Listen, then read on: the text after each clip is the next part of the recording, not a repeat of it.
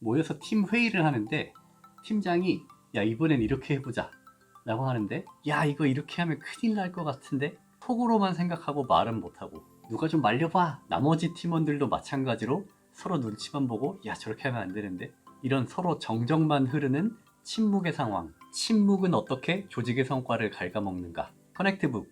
오늘은 심리적 안정감을 다룬 두 책을 이어서 리뷰해 보려 합니다.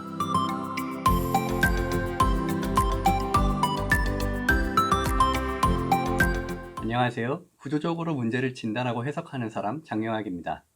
오늘 살펴볼 책은 심리적 안정감을 다루고 있는 두 책, 최고의 팀은 무엇이 다른가와 두려움 없는 조직입니다. 먼저 최고의 팀은 무엇이 다른가입니다. 이 책은 데니얼 코일이 썼습니다. 원래는 기자이고 뉴욕타임스 커버 스토리를 바탕으로 탤런트 코드를 써서 유명해졌죠. 학자는 아니지만 자료를 조사하고 또 수많은 사람들을 인터뷰해서 생생한 사례들로 책을 씁니다. 기자 출신이 할 수 있는 영역인 것 같아요.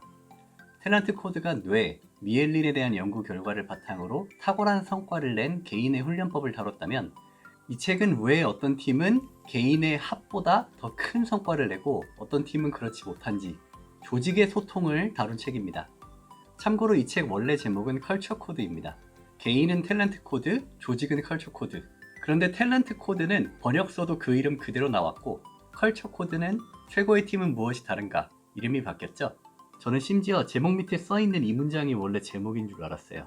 구글 같은 IT 기업뿐만 아니라 NBA 농구팀, 네이비실, 심지어 보석 도둑단까지 긴밀한 협업이 어떻게 탁월한 성과로 이어지는지 최고의 팀의 비밀을 알려드립니다. 이 책은 크게 세 부분, 세 질문으로 나뉘어져 있습니다. 나는 이곳에서 안전한가? 당신은 얼마나 취약한가? 우리의 이야기가 있는가? 그 중에 첫 번째 파트가 오늘 주제인 심리적 안정감에 대한 이야기입니다. 소속 신호라는 단어가 반복해서 나오는데요. MIT 휴먼 다이내믹스 연구소 샌디 펜틀랜드 교수의 연구 이야기로 시작합니다. 연구 주제가 사람들 사이의 교류, 즉 말을 얼마나 자주 하는지, 또 목소리의 크기, 서로 말을 끄는 횟수, 목소리 패턴의 유사성 같은 내용이에요. 이런 원초적인 신호들이 주는 메시지는 이곳이 지금 안전한가입니다. 자, 최고의 팀은 무엇이 다른가? 그 시작은 거창한 제도나 협업 규칙 같은 게 아니라 정말 사소한 표정, 눈빛, 목소리 이런 것들이라는 거죠. 펜틀랜드 교수는 탁월한 팀이 아래와 같은 특징이 있다고 이야기합니다. 구성원들이 비슷한 비중으로 발언과 청취를 분담한다. 자주 시선을 맞추며 대화와 제스처에 활력이 넘친다. 의사소통을 리더와의 대화로 한정하지 않고 서로 직접 소통한다. 팀 안에서 별도의 대화 채널을 확보한다. 또 주기적으로 휴식을 취한다. 팀의 외부로 나가서 활동하며 팀으로 복귀해서 습득한 정보를 나눈다. 우리는 안전하고 서로 이어져 있다. 이어서 구글의 에드워즈 개발 사례, 또 제1차 세계대전 중의 크리스마스 정전 협정, 미국 공군 등 다양한 사례를 이야기하면서 결국 소속 신호에 대한 세 가지 질문을 강조해요. 우리가 이어져 있는가? 우리는 안전한가? 우리는 미래를 공유하는가? 여러분의 팀은 어떻습니까? 팀원들과 서로 연결되어 있다고 느끼시나요? 이야기는 NBA로 넘어갑니다. 샌안토니오 스퍼스의 그렉 포포비치 감독, NBA 현역 최고령 최장수 감독이죠. NBA에서 5번이나 우승했고 국내 농구 팬들은 제일 쓸데없는 게 샌안토니오 걱정이라고 농담 반 진담 반 이야기합니다. 선수 측만 놓고 보면 탑급이라고 하기 좀 어려운데 시즌 초에 부진한 것 같다가도 시즌이 끝날 땐 항상 플레이오프에 진출했기 때문이죠. 스퍼스는 회식을 굉장히 자주 합니다. 우리나라 사람들 회식 싫어하는데 식사를 자주 하는 게 중요한 게 아니라 선수들의 고향을 다 알고 또 좋아하는 음식이 뭔지 어떤 와인을 좋아하는지 포포비치 감독이 다 수첩에 적어 놓는다고 해요. 또 선수들과 같이 밥을 먹을 식당을 포포비치가 직접 고른답니다. 감독 집에 와인 저장고가 있고 심지어 자기 명의의 포도밭도 있습니다. 경기에서 패배한 다음 날인데 누가 뭘 잘못했고 실수했고 이런 이야기를 하는 게 아니라 다 같이 모여서 투표권법 제정 50주년 CNN 다큐멘터리를 봤대요. 그리고 선수들끼리 서로 이 다큐멘터리에 대해서 투표권법에 대해서 어떻게 생각했는지 이야기를 나눈답니다. 시리아 전쟁, 인종차별, 동성결혼, 테러리스트 이런 주제들로 감독이랑 선수가 대화를 한대요. 그게 농구랑 도대체 무슨 상관이냐 싶은데 그게 농구에 영향을 줍니다. NBA를 보면 선수들이 다른 팀으로 트레이드 될 때마다 이건 그냥 비즈니스다 이런 인터뷰를 자주 하거든요. 그런데 스퍼스는 서로 연결되어 있다는 신호, 그게 경쟁력의 비결인 거죠. 책의 두 번째 부분은 당신은 얼마나 취약한가입니다. 이번엔 비행기 조종실입니다. 1989년 덴버에서 시카고로 가던 유나이티드 항공 여객기의 꼬리 엔진이 폭발합니다. 더 큰 문제는 이런 고장이 일어날 확률이 10억 분의 1밖에 안 되어서 이런 상황에서 어떻게 해야 할지 훈련을 받은 조종사가 없다는 거죠. 기장과 부기장, 그리고 우연히 비행기의 승객으로 있던 조종사 훈련 교관까지 3명이 임시로 한 팀이 되어서 비행기를 고장난 자동항법 운전이 아니라 수동 운전으로 어찌어찌 인근 공항에 착륙시키고 승객 285명을 살려냅니다. 데니얼 코일은 이 3명 사이에 오고 간 대화에 주목합니다. 이런 위기 상황, 혼란 상황에서 우리는 보통 리더는 흔들리면 안 된다. 불안한 모습을 보이면 안 된다. 명확하게 지시를 내리고 상황을 통제하는 모습. 이런 카리스마를 떠올리죠. 그런데 이 셋 사이의 대화는 그렇지 않았습니다. 기어를 어떻게든 내려! 이런 말투가 아니라 기어를 어떻게 내리죠? 의견 있어요? 이런 개방형 질문들?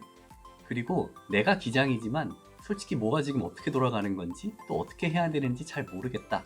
이런 신호들을 계속 보냅니다. 이렇게 자신을 낮추는 소통으로 집단의 수행 능력은 오히려 더 올라가는 것이 최고의 팀의 두 번째 비밀입니다. 참고로 이 사고 후에 비행 시뮬레이터에 똑같은 상황을 재현해 놓고 베테랑 조종사들이 과연 승객을 살려낼 수 있는가 시뮬레이션 해봤는데 28번 모두 실패했다고 하네요. 이어서 픽사의 브레인 트러스트.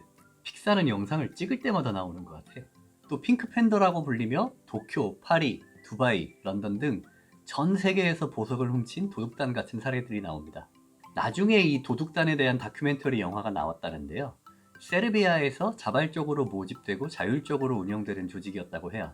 도둑질을 위해서 특별히 고용되고 훈련된 조직이 아니라 전쟁의 아픔을 겪고 나서 생존을 위해 밀수를 하던 친구들이 주축이 되어서 점점 규모가 늘어났다고 합니다. 장소 물색, 보석 탈취, 운반, 서로 역할을 나눠 맡고 각 팀마다 리더가 있기는 하지만 리더가 명령을 내리진 않습니다. 아주 간단한 규칙에 따라 움직이는데 여기서 가장 중요한 건 서로가 의지한다는 거예요.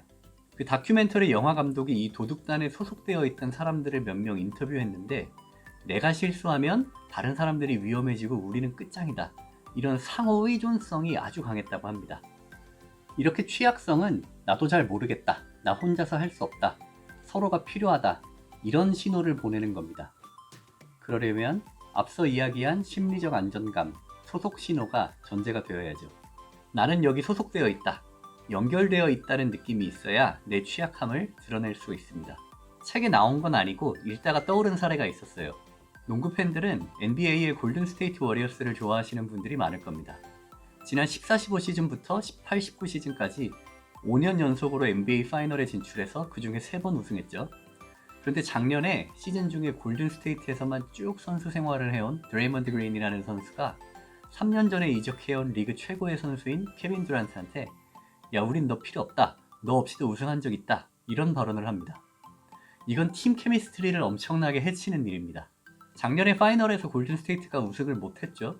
클레이 탐슨과 케빈 듀란트가 연달아 부상을 당하면서 진 것도 있지만 드레이먼드 그린의 발언에서부터 이미 우리는 원팀이 아니다 라는 인식이 있었을 것 같아요. 우승도 못했고 또 시즌 후에 케빈 듀란트가 이적해버리고 코로나로 시즌이 중단되기 전까지 골든 스테이트가 꼴찌입니다. 물론 부상자가 많고 드래프트에서 좋은 순번을 받으려고 일부러 지는 탱킹 영향도 있겠지만 작년 파이널 진출팀이 올해 꼴찌를 하고 있어요. 여러분 팀은 어떻습니까? 서로를 의지하고 있나요? 그리고 나도 잘 모르겠다, 도움이 필요하다 이런 신호를 동료들한테 보낼 수 있나요? 아니면 너 필요 없어, 나 혼자서도 할 수 있어 이런 신호를 보내고 있나요? 심리적 안정감, 취약성 이 두 키워드는 요즘 조직 문화에 대한 책을 보면 굉장히 자주 볼 수 있는 단어입니다. 미국에서도 물론 화두이고 특히 우리나라 대기업들이 이 부분에 워낙 약했었기 때문에 일부러 출판사들이 이런 내용의 책들을 더 적극적으로 국내 번역본을 내는 것 같기도 해요. 최고의 팀은 무엇이 다른가? 세 번째는 우리의 이야기가 있는가입니다. 여기서 주목할 키워드는 고목적 환경, High Purpose Environment입니다. 공동의 목표를 위해 집중하고 노력하는 환경, 우리의 현 주소는 여기고 우리가 가고 싶은 곳은 저기다. 이런 신호를 끊임없이 보내는 것이죠. 아주 오래전 사례지만 1982년 시카고에서 타이레놀을 먹은 사람들 7명이 죽습니다. 누군가 독극물을 주입한 거죠. 타이레놀을 생산하는 존슨앤존슨은 난리가 납니다. 그때 FBI와 FDA는 시카고 지역에서만 타이레놀을 회수하라고 권고했다고 해요. 그런데 CEO였던 제임스 버크는 손해를 무릅쓰고 미국 전역에서 타이레놀을 수거합니다. 왜냐하면 존슨앤존슨의 크레도 사훈에 고객, 직원, 커뮤니티, 주주 순서로 우선순위가 매겨져 있기 때문입니다. 의사, 간호사, 환자를 비롯한 고객이 최우선이기 때문에 회사 이익에 반하는 결정을 내린 거죠. 그런데 그런 결정 이후에 망할 줄 알았던 타이레놀의 시장 점유율이 예전보다 더 높게 올라갑니다. 고목적 환경이란 모두가 같은 곳을 바라보는 것입니다. 그리고 지금 우리가 하는 일이 무엇을 의미하는지 연결고리를 만드는 것이죠. 이 부분에서 다음 책 두려움 없는 조직의 저자 에이미 에드먼슨의 연구 결과도 인용됩니다. 새로운 시술 기술을 빠르게 배우는 병원과 그렇지 않은 병원의 차이는 결국 의사와 간호사, 마취사 같은 수술 팀원들이 어떻게 소통하느냐에 달려 있다는 연구였죠. 새로운 시술이 환자와 병원에 어떤 의미가 있는지 프레이밍하고 또 각각의 역할이 팀의 성공에 왜 중요한지 설명하고 미리 세밀하게 리허설하고 또 문제를 발견하면 적극적으로 의견을 제시하고 수술 후의 과정을 돌이켜보면서 개선 방안을 제안하는 5가지가 중요하다고 이야기합니다. 이 책 안에는 사례가 정말 많이 나와요. 본문 내용뿐만 아니라 각 세 파트가 끝날 때마다 최고들의 행동 전략이라는 이름으로 여러 조언들이 나오는데 여기서도 다양한 조직들의 사례가 나옵니다. 역시 기자라서 그런지 사례 조사는 엄청나게 한 것 같아요. 두 번째 책은 두려움 없는 조직입니다. 하버드 교수인 에이미 에드먼슨이 쓴 책이에요. 제가 이 이름을 처음 들은 건 구글의 프로젝트 아리스토틀이었습니다. 뉴욕타임스 기사에 프로젝트 설명이 잘 나와 있습니다. 프로젝트 리더였던 줄리아 로조프스키는 구글에서 성과를 내는 팀과 그렇지 않은 팀이 서로 어떤 차이가 있는지 데이터로 분석하는 프로젝트를 맡는데요. 취미가 비슷해야 되나? 아니면 회사 밖에서 자주 만나야 되나? 학업 배경이 비슷해야 하나? 또 다 같이 외향적이거나 아니면 다 같이 내향적이어야 되나? 구글의 180개 팀을 여러 가지 변수로 분석해 보는데 패턴이 보이지가 않습니다. 그러다 심리학자들이 그룹 norm, 집단의 암묵적인 규범에 대해 연구한 내용들을 발견하는데요. 여기서 힌트를 얻어서 각 팀에서 사람들이 서로를 어떻게 대하는지 데이터를 수집하고 또 여기서 좋은 팀이 보이는 2가지 행동 패턴을 발견합니다. 첫째는 팀의 구성원이 대화에서 차지하는 지분이 비슷하다입니다.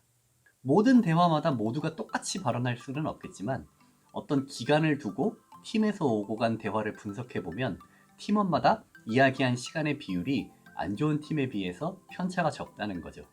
둘째는 좋은 팀의 사회적 민감도가 평균적으로 높았다는 겁니다. 사회적 민감도는 서로의 목소리 톤이나 눈빛에서 어떤 감정 상태인지 또 어떤 생각을 하는지 알아채는 능력입니다.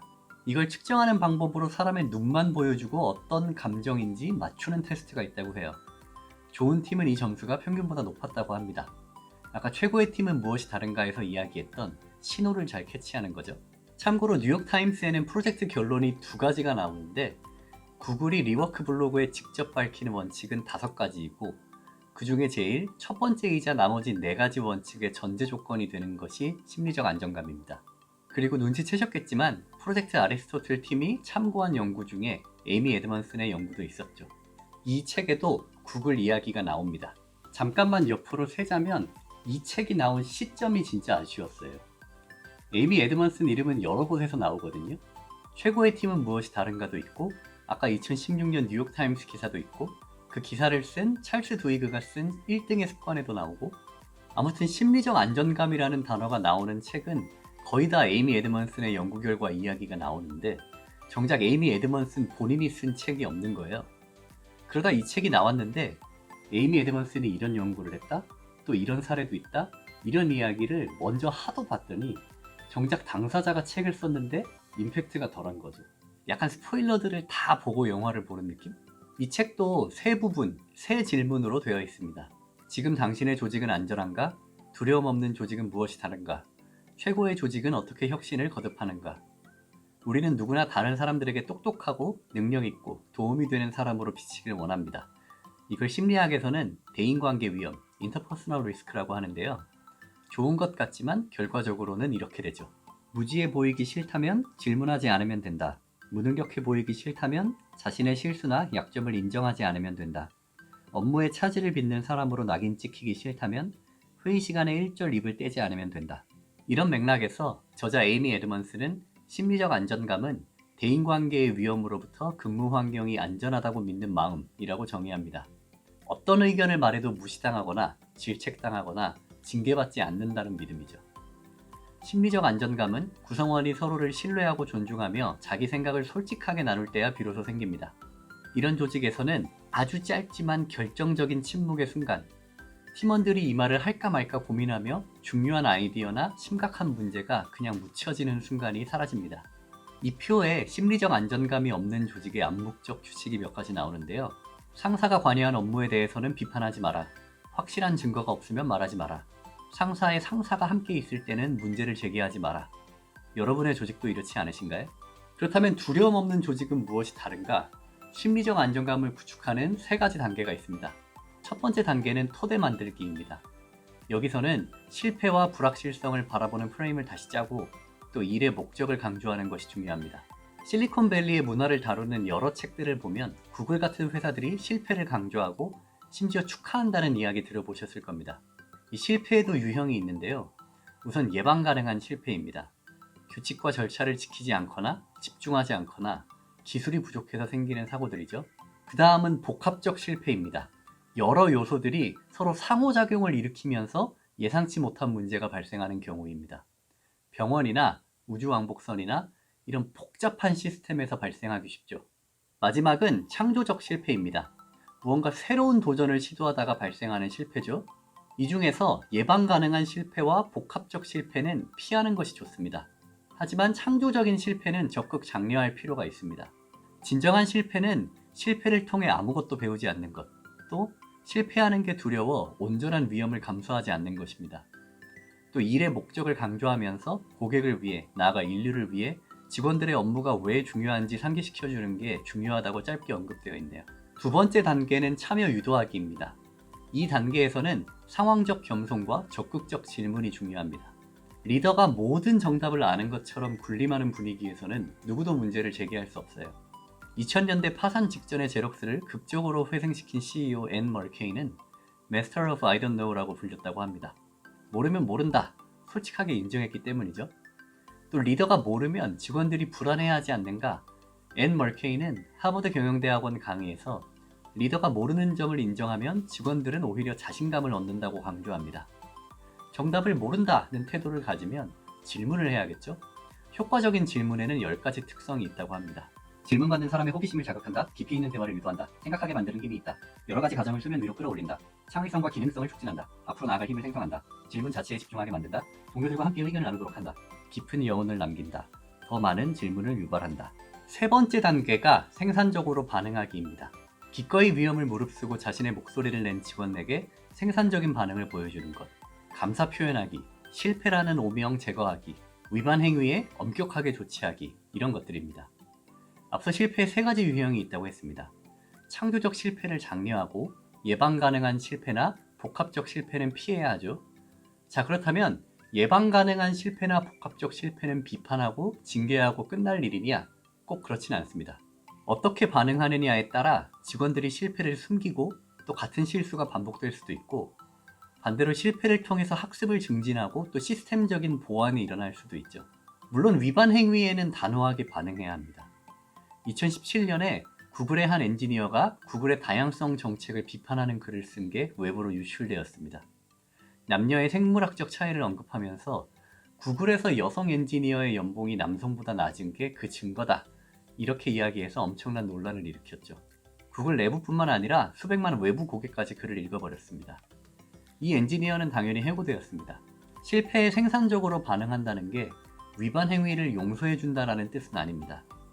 이걸 계기로 회사의 정책이나 제도에 대한 논의가 이루어지고 또 부족한 부분이 보완되는 것이 생산적인 반응이죠. 심리적 안정감이 다른 사람의 의견에 늘 동의해주고 친절하게 대하는 것을 의미하지는 않습니다. 서로 친절하게 대하는데 정작 하고 싶은 말을 못하는 환경도 대인관계에서 안전하다고 볼 수는 없겠죠. 그리고 원래 말이 많은 외향적인 사람들이 모인 조직이 꼭 심리적으로 안전한 것은 아닙니다. 또 신뢰와 심리적 안전감은 공통점이 많지만 서로 레벨이 좀 다른데요. 신뢰감이 이 사람은 신뢰할 만한데 저 사람은 그렇지 않다. 어떤 개인에 대한 감정이라면 심리적 안정감은 조직에 대한 감정입니다. 또 신뢰감은 장기적인 반응하고 관계가 있다면 심리적 안정감은 내가 지금 이 말을 했을 때 어떤 반응이 올지 좀 더 일시적이고 즉각적인 반응과 관계가 있다고 합니다. 앞서 최고의 팀은 무엇이 다른가에서 강조했던 소속 신호를 생각하시면 될 것 같아요. 마지막으로 심리적 안정감이 성과의 기준을 낮추지는 않습니다. 일 못해도 괜찮은 조직이랑 착각하시면 안 됩니다. 마지막으로 이 책의 세 번째 질문, 최고의 조직은 어떻게 혁신을 거듭하는가입니다. 심리적 안정감은 한번 만든다고 끝나는 게 아닙니다. 만드는 것보다 무너지는 게 더 쉽죠. 그래서 리더의 끊임없는 노력이 필요합니다. 솔직한 이야기를 터놓고 할 수 있는 문화를 만들어야 되고 또 이걸 제도화하는 것도 필요합니다. 지난 시간 피드백에 대해 이야기하면서 서로 솔직한 피드백을 주고받을 수 있는 문화를 만들어야 된다. 기억하시나요? 여기서 다시 픽사가 등장합니다. 야, 이쯤 되면 거의 갓 픽사 아니냐? 브레인 트러스트, 픽사의 주요 리더들이 정기적으로 만나서 제작 중인 영화를 함께 보고 또 영화 감독에게 솔직한 피드백을 주는 시간이죠. 몇 가지 원칙이 있는데요. 평가 내용이 건설적이어야 한다. 평가의 대상은 제작진이 아닌 영화로 한정해야 한다. 마찬가지로 제작진도 방어적인 자세를 취하거나 개인에 대한 지적으로 받아들이면 안 된다. 또 브레인 트러스트에서 나온 의견은 제안일 뿐 반드시 지켜야 할 지시사항은 아닙니다. 또 브레인 트러스트는 흠을 들춰내는 과정이 아니라 영화에 대한 공감을 바탕으로 해야 합니다. 감독의 비전과 목표를 인정하고 격려해주는 시간이죠. 참고로 이 브레인 트러스트는 정말 많은 책에서 언급되는 제도입니다. 심리적 안정감, 솔직함의 문화를 만들고 싶은 리더라면 꼭 한번 파보시면 좋을 것 같아요. 픽사가 디즈니에 인수된 다음에 픽사 CEO 에드 캠버리 디즈니 애니메이션 스튜디오의 CEO도 겸하거든요. 그러면서 픽사의 브레인 트러스트가 디즈니로 이식된 게 스토리 트러스트입니다. 그리고 스토리 트러스트로 대박이 난 게 겨울 왕국이에요. 이 책 말고도 에드 캠버리 직접 쓴 창의성을 지휘하라, 저번에 소개해드린 실리콘밸리의 팀장들, 이런 책들에 소개되어 있습니다. 책 마지막 부분에 심리적 안정감을 만드는데 강력한 효력이 있는 몇 가지 표현이 나옵니다. 잘 모르겠습니다. 도움이 필요해요. 제가 실수했군요. 죄송합니다. 제가 뭐 도울 건 없나요? 어떤 부분이 힘든가요? 어떤 부분이 고민이죠?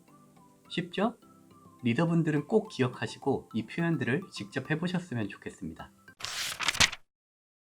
자, 오늘 두 권의 책을 리뷰하고 있습니다.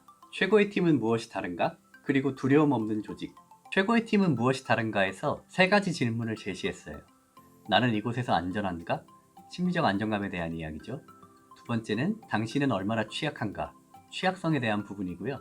마지막으로 우리의 이야기가 있는가? 추구하는 목적과 가치에 대한 이야기입니다.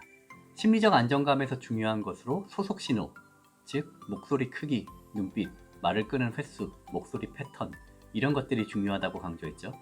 그리고 취약성 이야기를 할 때에도 신호의 이름은 따로 없었지만 나도 잘 모르겠다, 나 혼자서 할 수 없다, 서로가 필요하다, 이런 서로 의지하는 관계라는 신호가 중요하다고 했습니다. 그리고 두려움 없는 조직에서도 세 가지 질문이 있었어요. 지금 당신의 조직은 안전한가? 두려움 없는 조직은 무엇이 다른가? 최고의 조직은 어떻게 혁신을 거듭하는가? 첫 질문은 심리적 안정감이 대체 무엇인지, 또 대인관계의 위험, 인터퍼스널 리스크를 들면서 설명했고요.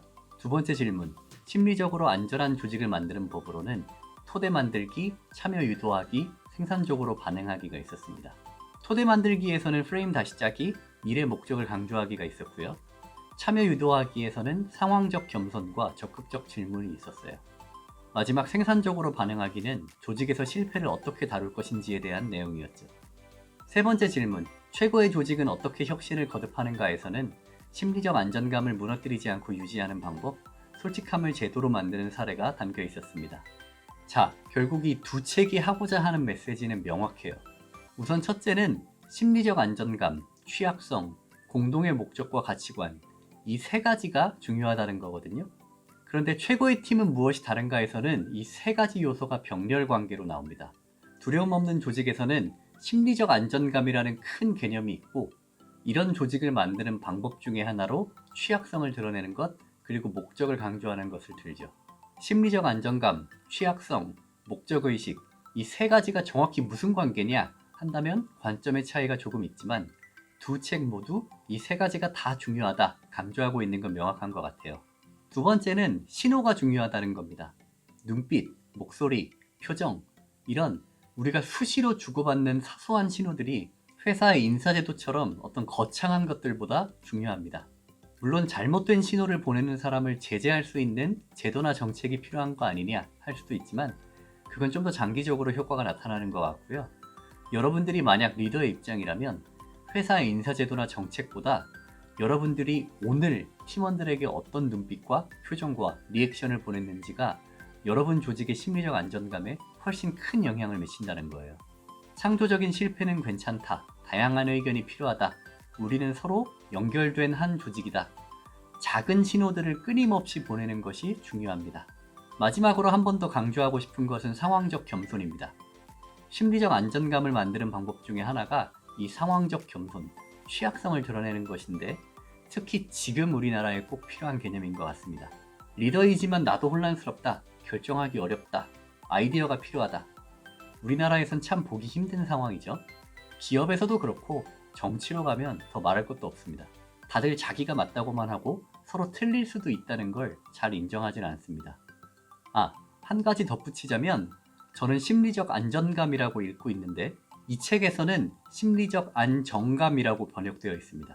심리적으로 안전하다, 심리적으로 안정되어 있다. 이 두 가지는 뉘앙스가 살짝 다르죠. 엄밀히 말하면 안전감이 맞는데 안전감이라는 단어를 우리가 일상적으로 쓰지 않기 때문에 안정감으로 번역한 것 같아요. 참고로 2년 전에 쓴 제 책에도 심리적 안정감으로 나와 있는데 지금 생각해보면 그래도 안전감으로 쓰는 게 맞지 않았었나 싶습니다.